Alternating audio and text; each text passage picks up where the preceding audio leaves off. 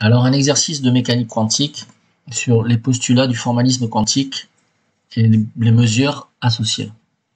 Donc, on considère un système quantique décrit dans une base orthogonale à 3 états, notés quête 1, quête 2 et quête 3. On considère deux observables A et B, dont les matrices sont les suivantes. Grand A vaut petit a, donc qui est un complexe dans le coefficient multiplicatif d'une matrice 3, 3, qui vaut en vecteur colonne, donc 1, 0, 0, 0, 0, 1, 0, 1, 0, et la matrice grand B qui est égale à toujours à 1 fois la matrice 3, 3 en vecteur colonne 1, 0, 0, 0, 2, 0, 0, 0, 3. La matrice grand B étant diagonale, ses états propres sont simplement en fait les états de la base, et ses valeurs propres, ses vecteurs propres, pardon, apparaissent sur la diagonale. Les valeurs propres.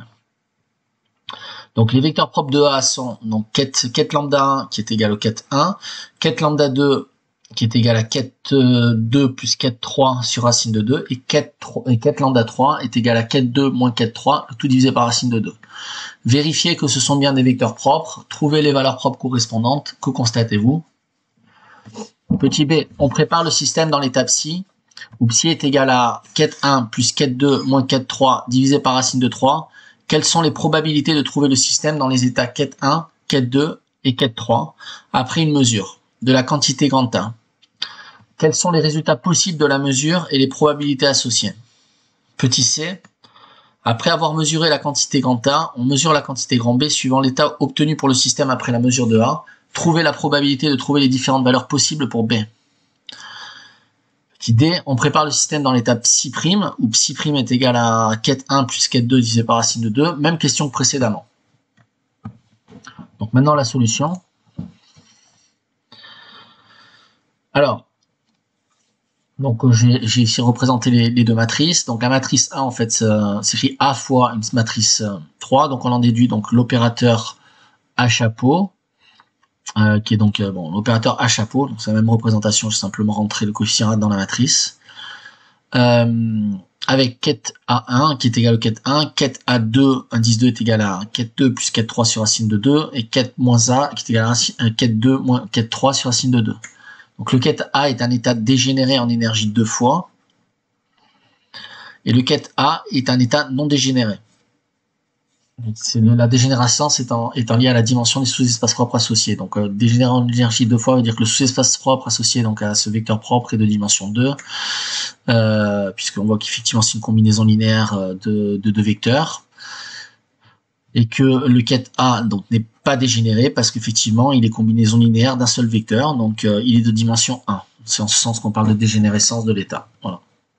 Donc la matrice grand B, l'opérateur grand B chapeau associé est donc une matrice diagonale avec B, 2A et 3B dans la diagonale. Ce sont donc les valeurs propres.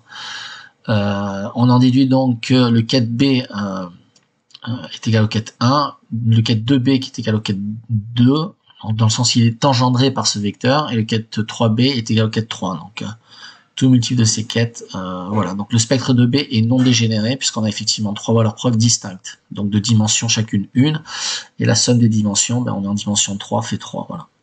Donc question B, donc je prends le quête psi qui est égal à la somme des quêtes 1 et 2 moins le quête 3 sur racine de 3, et on nous demande, donc on a effectivement, j'ai ici exprimé les différentes probabilités associées, donc là encore par rapport, on va revoir les exercices précédents, et donc la probabilité s'exprime ainsi, c'est produit scalaire entre le bras A et le quête psi, donc en module, le module de ce produit scalaire au carré,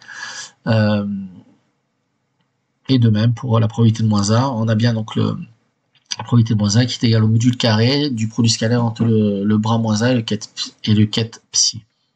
Donc on calcule ces probabilités, donc P de A est égal au module carré du produit scalaire entre le bras 1 et l'ensemble du vecteur quête 1 plus quête 2 moins quête 3 sur racine de 3.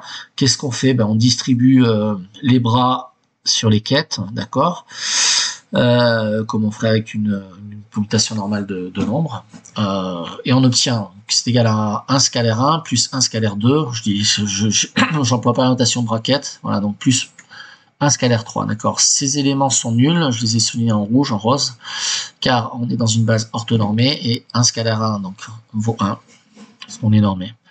Donc cette probabilité est égale à 1 tiers. P de A est égal à donc A 2 scalaire psi module en module au carré. Donc on a donc ce produit à calculer. C'est pareil, on calcule ce produit, on obtient que c'est 0. Bon, je l'ai détaillé en dessous. On obtient que c'est 0. Voilà. On utilise le fait que 2 scalaire 3 est égal à 0, 3 scalaire 1 est égal à 0, 2 scalaire 2 est égal à 1, et 2 scalaire 3 est égal à 0. Base orthonormée. Donc pour P de moins A, c'est exactement pareil. J'ai développé ici le calcul, et je vous ai mis en rouge tout ce qui est égal à 0, et en bleu clair tout ce qui est égal à 1. Base normée, voilà. Donc il y a simplement à développer les calculs, et on obtient que la probabilité que le système soit dans l'état moins A est nulle. On vérifie bien que la somme des probabilités est égale à 1 tiers plus 4 tiers plus 4 tiers, donc c'est égal à 2 sixièmes plus 4 sixièmes, donc 6 sixièmes est égal à 1, donc c'est ok. Donc effectivement, j'ai dit qu'ici on pouvait faire également les calculs dans la base A indice 1, A indice 2 et moins A. On aurait une nouvelle valeur pour l'étape psi. Les calculs de probabilité sont exactement les mêmes, je les ai détaillés ici, donc posez-les, vérifiez si vous trouvez la même chose. Et on obtient ensuite que la P de A est égale à 1 tiers plus 2 tiers, donc est égal à 1. Alors sur la mesure de A, on peut obtenir en fait les deux seules probabilités. Donc le quête A, donc on applique la mesure, donc on applique au quête A l'opérateur B à travers la mesure associée, on obtient que la probabilité que le système soit dans l'état B, à l'issue de la mesure, on obtient le système dans un état B, est égal au produit scalaire, effectivement, entre le bras 1 et la fonction d'onde après la mesure au carré en module carré. On obtient que c'est égal à 1 scalaire A au carré. La probabilité que ce soit dans l'état 2B, c'est 2 scalaire psi après au module au carré. Et également pour la probabilité qu'il soit dans l'état 3B, c'est le produit scalaire, effectivement, entre 3 et psi après. Alors, on peut faire effectivement, on considère effectivement la base orthonormée 1, 2, 3. On peut considérer également la base orthonormée des quêtes A, 2A et moins 1. D'accord, on retrouve ces probabilités. Donc, je les ai exprimées ici. On a P de A qui est égal à 1 tiers, P de 2B qui est égal à 1 tiers, et P de 3B qui est égal à 1 tiers également. Donc on vérifie bien que la somme des probabilités est égale à 1.